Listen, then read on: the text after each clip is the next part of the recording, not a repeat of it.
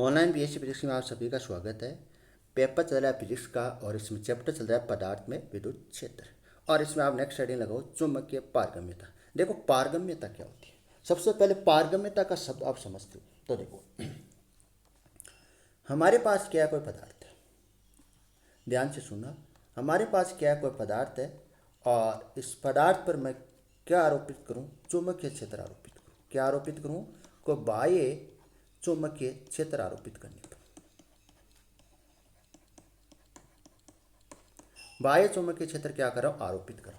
तो बाह्य चुंबकीय क्षेत्र आरोपित करने से इस पदार्थ में क्या उत्पन्न हो जाता है, प्रेरित चुंबकीय आघूर्ण उत्पन्न हो जाता है।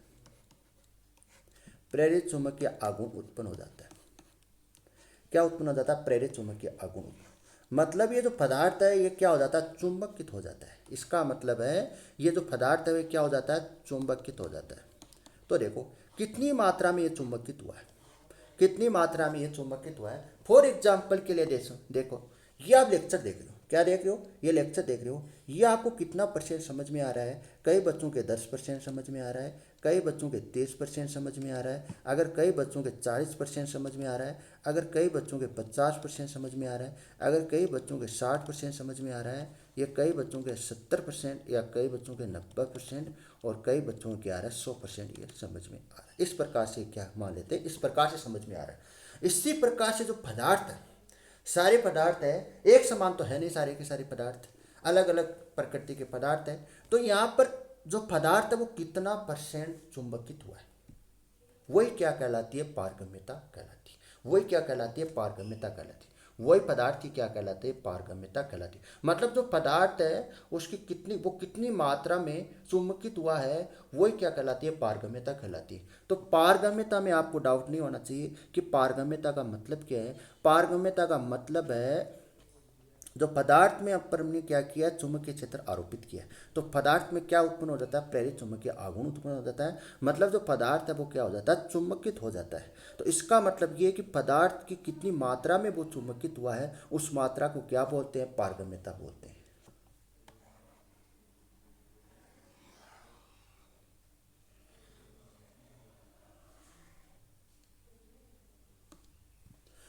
अब देखो इसका कॉन्सेप्ट क्या, देखो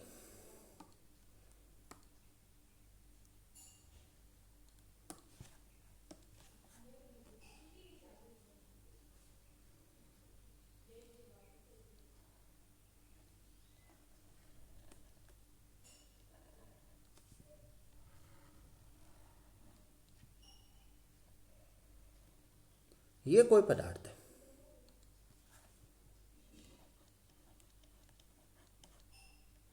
ये क्या है, कोई पदार्थ है और इस पदार्थ पर मैं क्या आरोपित कर दूं, चुंबकीय क्षेत्र आरोपित कर दूं। क्या आरोपित कर दूं, चुंबकीय क्षेत्र। जो मैं डैश डैश लाइन दर्शा रहा हूं ये किसको व्यक्त करती है, चुंबकीय क्षेत्र को व्यक्त करती है, बाह्य चुंबकीय क्षेत्र को व्यक्त करती है।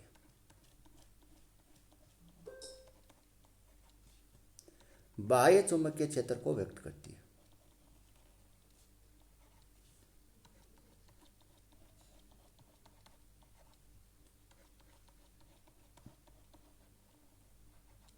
बाह्य चुंबकीय क्षेत्र को व्यक्त करती है।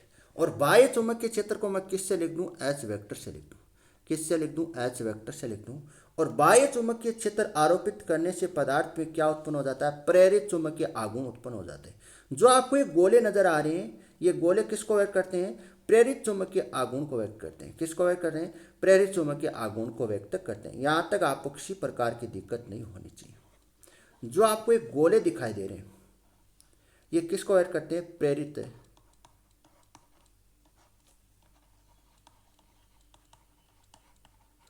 चुंबकीय आघूर्ण को। और प्रेरित चुंबकीय आघूर्ण को किससे लिखा जाता है, बी वेक्टर से लिखा जाता है। किससे लिखा जाता है, बी वेक्टर से लिखा जाता है। इसका एक और नाम बोल सकते हो चुंबकीय फ्लक्स या चुंबकीय,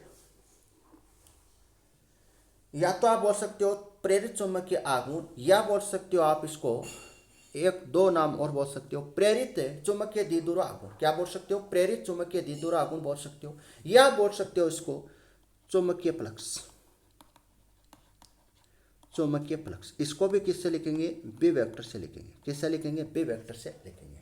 और यहाँ पर जो एच वेक्टर है, जो आपको ये नजर आ रहा है, देखो यहाँ पर एच वेक्टर, ये किसको वेक्ट कर रहा है, यहां पर देखो एच वेक्टर है बाह्य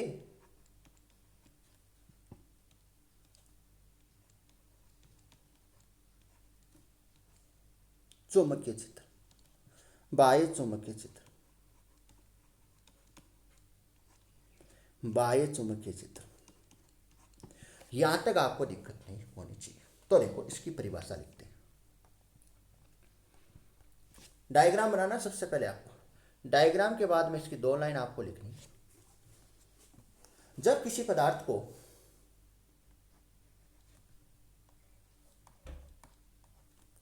जब किसी पदार्थ को जब किसी पदार्थ को बाह्य चुंबकीय क्षेत्र में रखा जाता है, जब किसी पदार्थ को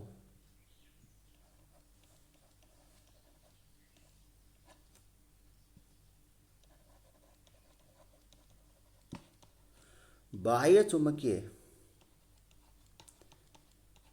जब किसी पदार्थ को बाह्य चुंबकीय क्षेत्र में रखा जाता है या बाह्य चुंबकीय क्षेत्र आरोपित किया जाता है, बात क्या एक ही है। तो बाह्य चुंबकीय क्षेत्र में रखा जाता है,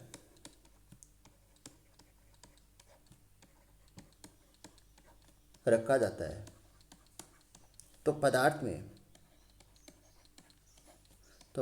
में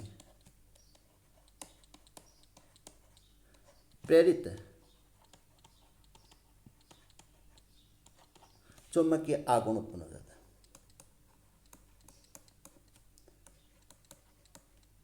प्रेरित चुंबकीय आघूर्ण को आप कोष्टक में लिख लेना बी वेक्टर,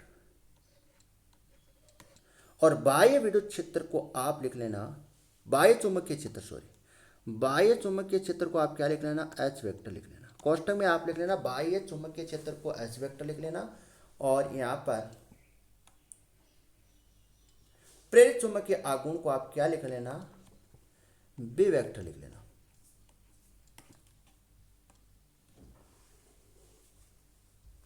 उत्पन्न होता है,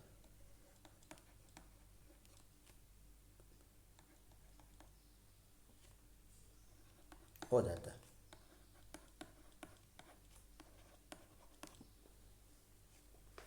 जिसके कारण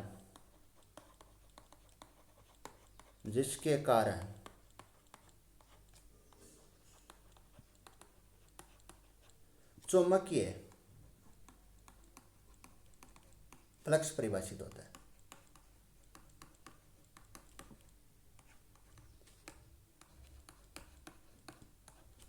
परिभाषित होता है, जिसके कारण चुंबकीय फ्लक्स परिभाषित होता है। यहां तक आपको किसी प्रकार की दिक्कत नहीं आनी चाहिए। अब देखो नेक्स्ट लाइन देखना,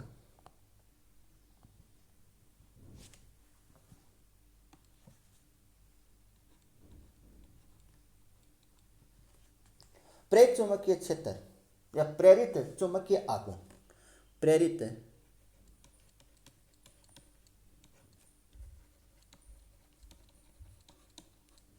चुंबकीय आघूर्ण, प्रेरित चुंबकीय आघूर्ण कोष्टक में वेक्टर लिख लेना। आरोपित या बाह्य विद्युत क्षेत्र के समानुपाती होती है। बाह्य विद्युत क्षेत्र के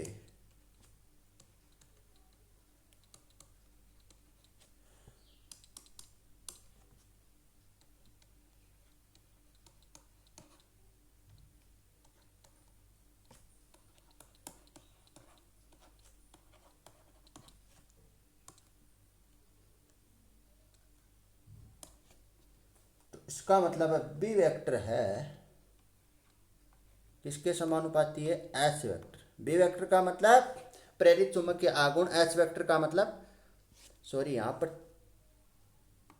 बाह्य चुंबकीय क्षेत्र के समानुपाती होती है। बाह्य चुंबकीय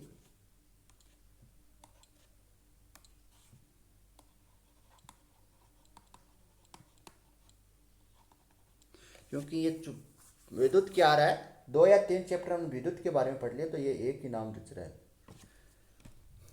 तो देखो यहाँ पर ये हटाएंगे समानुपाती का चिन्ह। समानुपाती का चिन्ह हटाने पर यहाँ पर क्या आएगा, एक कांस्टेंट आएगा। क्या आएगा, समानुपाती कांस्टेंट आएगा। और इस समानुपाती कांस्टेंट को क्या बोलते हैं, इस समानुपाती कांस्टेंट को क्या बोलते हैं, चुंबकीय पारगम्यता बोलते हैं। क्या बोलते हैं, चुंबकीय पारगम्यता बोलते हैं।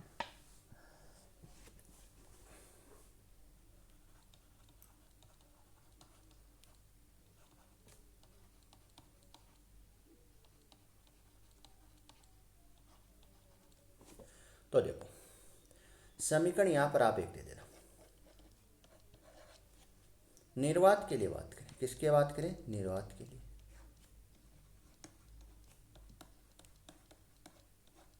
तो देखो बी नॉट, नॉट का मतलब निर्वात, म्यू नॉट एच वेक्टर।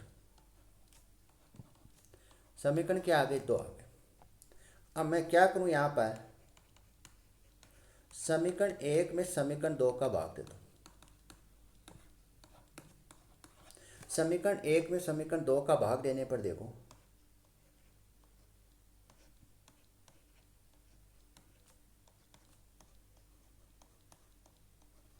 इस प्रकार की आपको टर्म मिलेगी।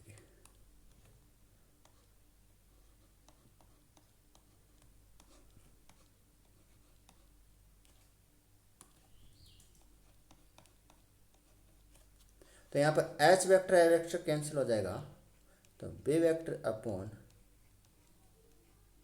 बी नॉट वेक्टर बराबर म्यू अपॉन म्यू नॉट बन जाएगा। ऐसे म्यू अपॉन म्यू नॉट को क्या लिख सकते हैं, म्यू अपॉन म्यू नॉट को मैं क्या लिख सकता हूँ, म्यू अपॉन म्यू नॉट को हम लिख सकते हैं म्यू आर, जो क्या होता है आपेक्षित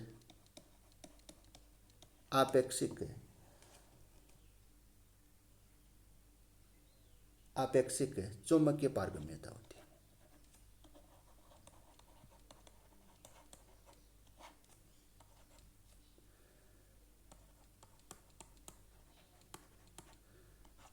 आपेक्षिक चुंबकीय पारगम्यता, यहां तक आपको किसी प्रकार की दिक्कत नहीं आनी चाहिए। तो यहां पर देखो म्यू बराबर क्या आ जाएगा, म्यू बराबर आ जाएगा यहां पर म्यू नॉट और म्यू आर। इसको आप क्या दे देना, समीकरण ए नाम दे देना। समीकरण क्या दे देना, ए नाम दे देना। अगली हेडिंग लगाओ इसी में चलना, कंटिन्यू आपको इसी में चलना है। छोटे से हेडिंग लगा लेना, चुंबकन तीव्रता, चुंबक तीव्रता। इसको किससे लिखा जाता है, कैपिटल एम वेक्टर से लिखा जाता है। किससे लिखा जाता है, कैपिटल एम वेक्टर से लिखा जाता है। अब देखो डायग्राम को आप देखो, ये आपको डायग्राम आपको नजर आ रहा है। इस डायग्राम में मैं क्या कर लूं, देखो ये जो आपको डायग्राम नजर आ रहा है, इस पर ये कोई पदार्थ है और पदार्थ पर हमने क्या किया, बाह्य विद्युत क्षेत्र अप्लाई किया है, मतलब बाह्य विद्युत क्षेत्र में रखा है। पदार्थ को किस में रखा है, बाह्य विद्युत क्षेत्र में रखा है। तो पदार्थ क्या हो जाता है, प्रेरित चुंबकीय आघूर्ण उत्पन्न हो जाता है। पदार्थ में क्या हो जाता है, प्रेरित चुंबकीय आघूर्ण उत्पन्न हो जाता है। यहाँ पर जो वी वेक्टर है वो क्या है, इस संपूर्ण पदार्थ में क्या है, प्रेरित चुंबकीय आघूर्ण है। क्या है, प्रेरित चुंबकीय आघूर्ण है। अगर मैं यहाँ पर क्या बात करूँ, किसकी बात करूँ, यहाँ पर मैं बात करूँ एकांक आयतन की बात करूँ, एकांक आयतन की बात करूँ। किसकी बात करूं, एकांक आयतन की मैं बात करूं, और एकांक आयतन में प्रेरित द्विध्रुव की बात करूं। किसकी बात करूं, प्रेरित चुंबकीय आघूर्ण की बात करूं, सॉरी प्रेरित चुंबकीय आघूर्ण। किसकी बात हो रही है, प्रेरित चुंबकीय आघूर्ण की बात हो रही है। देखो ये तो संपूर्ण पदार्थ में प्रेरित चुंबकीय आघूर्ण, तो इसको मैं किससे लिख लूं, स्मॉल एम से लिख लूं। किससे लिख लूं, स्मॉल एम वेक्टर से लिख लूं। ये बी वेक्टर तो क्या है, संपूर्ण पदार्थ में, कंप्लीट पदार्थ में क्या प्रेरित चुंबकीय आघूर्ण है। और स्मॉल एम वेक्टर यहाँ पर क्या है, एकांक आयतन में।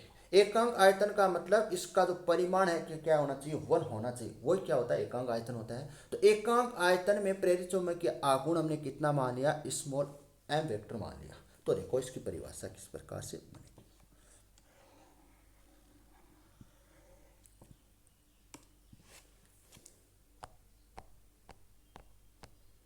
एकांक आयतन में उपस्थित, डायग्राम आपका वही रहने वाला है। एकांक आयतन में एकांक आयतन में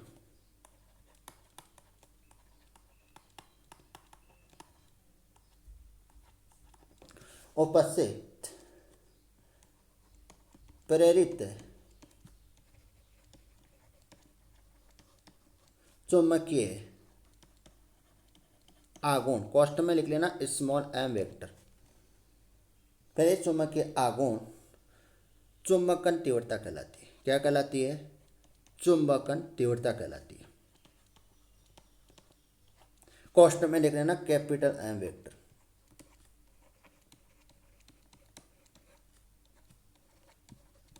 यहां तक आपको किसी प्रकार की दिक्कत नहीं होनी चाहिए। तो देखो, capital M vector summation, summation का मतलब योग। योग किसका हो रहा है यहाँ पर? एकांक आयतन में उपस्थित, एकांक आयतन में उपस्थित प्रेरित चुंबकीय आघूर्ण का योग हो रहा है। किसका हो रहा है? एकांक आयतन है पदार्थ का, और उसमें क्या है? वो चुंबक, हमारे पास क्या है? कोई पदार्थ है और वो पदार्थ कैसा है? प्रेरित चुंबकीय आघूर्ण है, प्रेरित हुआ है मतलब चुंबकित है। और उस पदार्थ का हम क्या कर लें? एकांक आयतन ले लें। एकांक आयतन का मतलब स्मॉल पार्ट ले लें, उसका परिमाण कितना होना चाहिए? 1 होना चाहिए। तो उसमें जो समेशन लेंगे, summation M small M vector का मतलब है एकांक आयतन में उपस्थित प्रेरित चुंबकीय आघूर्ण का मान है। तो देखो, एकांक आयतन की बात करें, किसकी बात करें? एकांक आयतन की बात करें।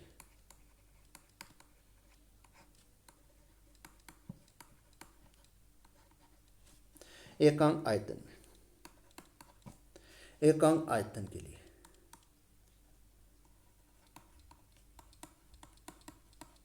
तो V बराबर क्या हो जाएगा? 1 हो जाएगा।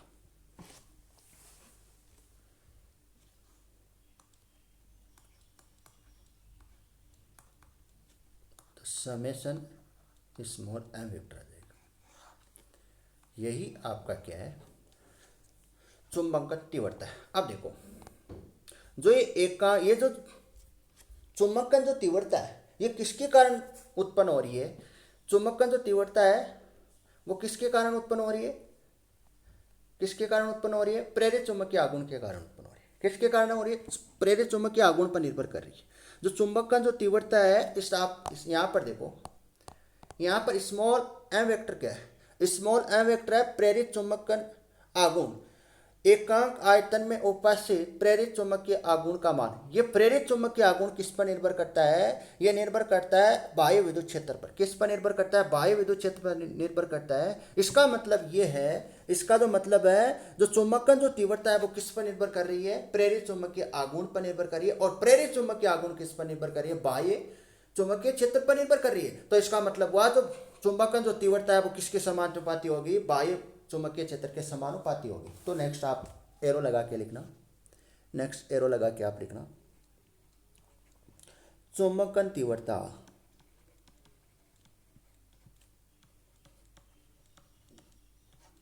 बाह्य चुंबकीय क्षेत्र के समानुपाती होती है।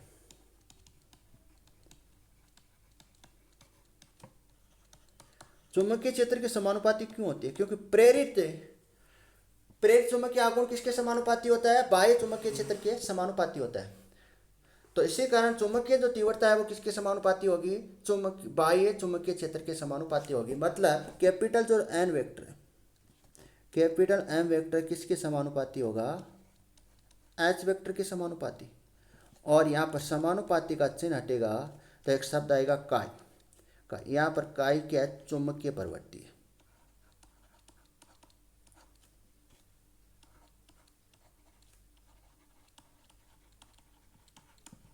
चुंबकीय प्रवृत्ति,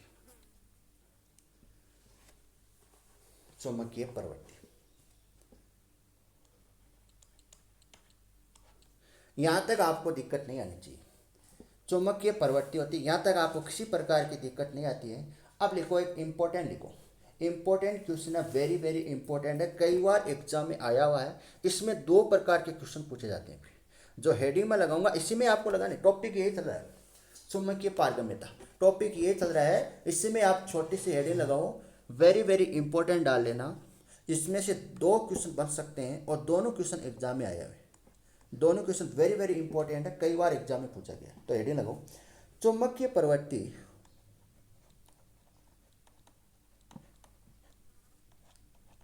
चुंबकीय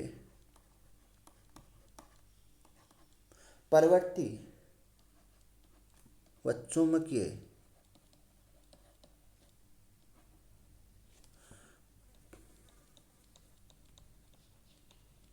पारगम्यता में संबंध। इंपॉर्टेंट लगा लेना इसको। तो देखो, हम जानते हैं कि इसको आप समीकरण नंबर देखो, समीकरण देखो, इसको आप समीकरण नंबर ऊपर से समीकरण देखो, इसको कैपिटल ए दे दिया ना, इसको आप समीकरण नंबर दे दो कैपिटल पी। हम जानते हैं कि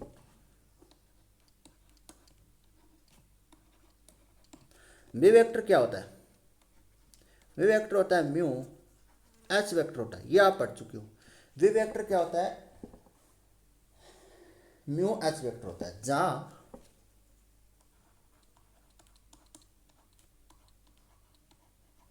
म्यू क्या है, चुंबकीय पारगम्यता।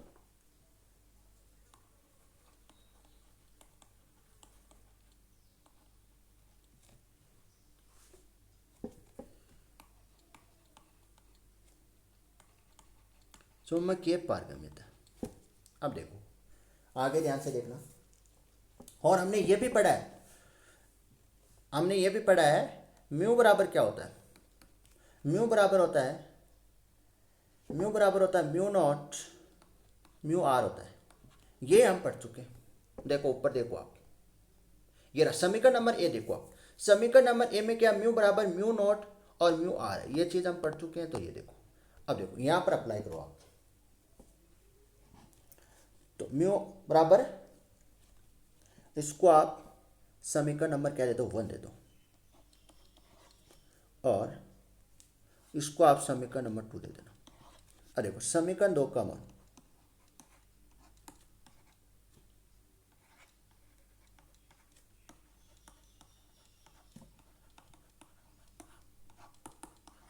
समीकरण 1 में रखने पर, तो रखो मान बी वेक्टर बराबर क्या होता है, बी वेक्टर होता है म्यू नॉट म्यू आर और H vector.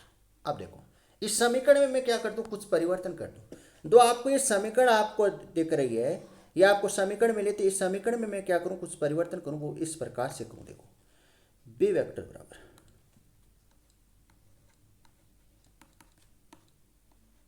Mu naught mu R H vector, इसमें परिवर्तन कर रहा हूँ समीकरण में, plus mu naught H vector minus mu naught H vector. बोलो, इस समीकरण में ये परिवर्तन करने पर mu naught H vector plus कर रहा हूँ और म्यू नॉट एच वेक्टर क्या कर देता हूँ, माइनस कर देता हूँ।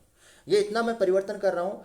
ये यहाँ पर देखो, ये दोनों क्या है, परिमाण में तो समान है, परिमाण में तो देखो समान है, लेकिन क्या है, चिन्ह एक दूसरे के विपरीत, दोनों कैंसिल हो सकते हैं। तो आपको क्या मिल जाएगी, ऊपर वाली समीकरण मिल जाएगी, ऊपर वाली आपको समीकरण मिल जाएगी। देखो ये दोनों मैंने जो रेड कलर से लिखा है, ये दोनों, ये देखो इन दोनों को आप देखो, ये दोनों क्या है, परिमाण में तो समान है, लेकिन चिन्ह एक दूसरे के विपरीत, दोनों क्या हो सकते हैं, कैंसिल होते हैं। लेकिन यहाँ पर आपको कैंसिल नहीं करना है, यहाँ पर आपको कैंसिल नहीं करना। तो देखो आगे बी वेक्टर बराबर, यहाँ पर मैं लिख लेता हूँ mu naught H vector, mu naught H vector और प्लस इन दोनों को मैं एक साथ लिख लेता हूँ, mu naught mu R H vector minus mu naught H vector.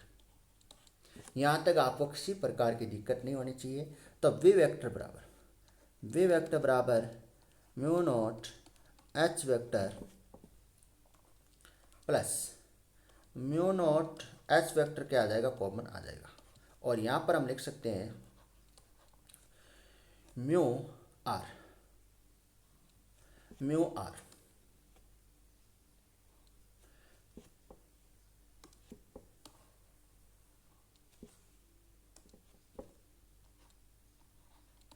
Mu r minus one लिख सकते हैं। बोलो यहाँ तक आपको दिक्कत नहीं होनी चाहिए।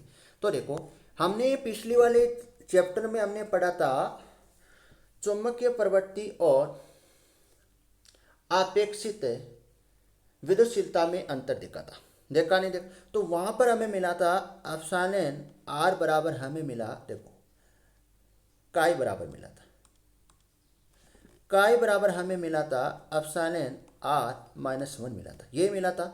तो यहाँ पर एप्सिलॉन आर के स्थान पर आप क्या पुट कर दो, एप्सिलॉन आर के स्थान पर आप पुट कर दो म्यू आर पुट कर दो। तो यहाँ पर म्यू आर माइनस वन के स्थान पर मैं क्या लिख सकता हूँ, काई लिख सकता हूँ। तो देखो ये कॉन्सेप्ट मैं यहाँ पर यूज कर लूँ, ये कॉन्सेप्ट मैं कहाँ पर यूज कर लूँ, यहाँ पर यूज कर लूँ। तो देखो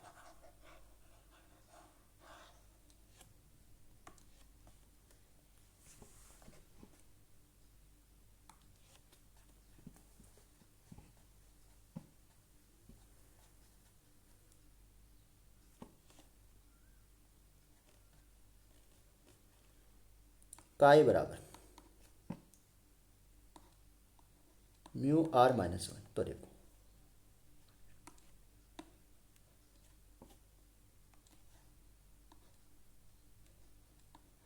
म्यू आर माइनस, तो यहाँ पर वी वेक्टर बराबर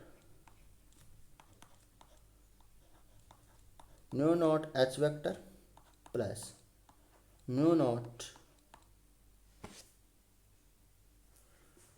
एच वेक्टर काई। काई के स्थान पर मैं क्या लिख सकता हूँ, देखो हमें मिला था, हम जानते हैं कि पुनः हम जानते हैं कि पुनः हम जानते हैं कि कैपिटल एम वेक्टर बराबर हमने क्या लिखा था, कैपिटल एम वेक्टर बराबर ऊपर देखो कैपिटल एम वेक्टर काई प्लस एच लिखा था, क्या लिखा था, काई प्लस एच। तो कैपिटल एम वेक्टर बराबर काई प्लस एच वेक्टर। तो काई का मान मैं निकालूं तो कैपिटल एच वेक्टर अपॉन काई बन जाएगी। देखो यहां पर एक क्वेश्चन आएगा, इसको आप समीकरण नंबर क्या दे देना, यहां तक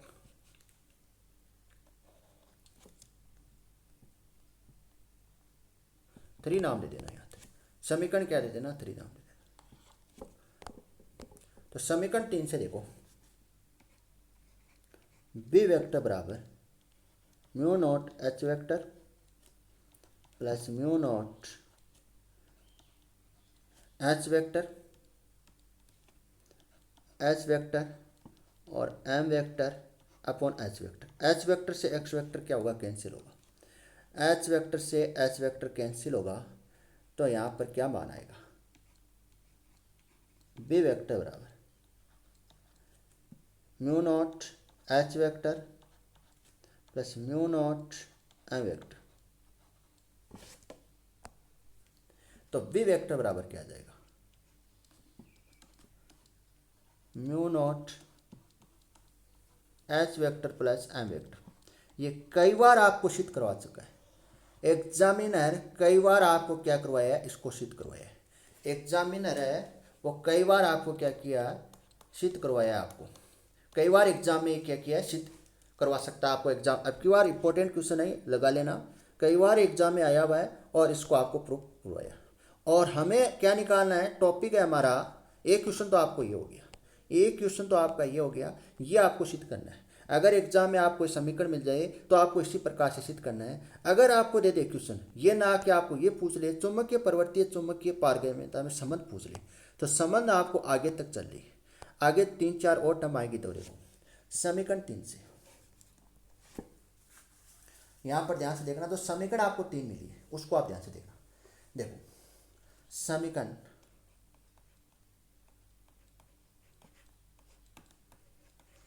तीन से, समीकरण 3 है बी वेक्टर बराबर mu naught H vector plus M vector. M vector के स्थान पर मान रख दो आप, एम वेक्टर आप क्या रखते हो, एम वेक्टर होता है काई, काई एच वेक्टर होता है। तो वी वेक्टर बराबर mu naught H vector plus chi H vector. तो बी वेक्टर बराबर mu naught H vector 1 plus काई। और हम जानते हैं बी वेक्टर बराबर क्या होता है। बी वेक्टर बराबर क्या होता है, म्यू एच वेक्टर होता है। क्या होता है, म्यू एच वेक्टर होता है, मान रख दो। तो देखो म्यू एच वेक्टर बराबर म्यू नॉट एच वेक्टर कोष्टक 1 प्लस काई। तो यहाँ पर देखो mu H vector upon mu naught H vector बराबर 1 प्लस काई, 1 प्लस काई। तो एच वेक्टर कैंसिल हो जाएगा, तो म्यू अपॉन म्यू नॉट बचेगा, तो 1 प्लस काई। और म्यू अपॉन म्यू नॉट क्या होता है, म्यू आर होता है। क्या होता है, म्यू आर होता है। यहाँ तक आपको करके आना एग्जाम में, ये संबंध आ गया। ये चुंबकीय प्रवृत्ति, ये चुंबकीय पारगम्यता, आपेक्षिक चुंबकीय पारगम्यता। ये क्या आपेक्षिक चुंबकीय पारगम्यता है, ये क्या चुंबकीय प्रवृत्ति। ये वेरी वेरी इंपॉर्टेंट लगा लेना। इसमें दो टर्म आई है, दोनों टर्म कई बार एग्जाम में आया हुआ है। ये दोनों टर्म कई बार एग्जाम में पूछी गई है, इंपॉर्टेंट लगा लेना इसको।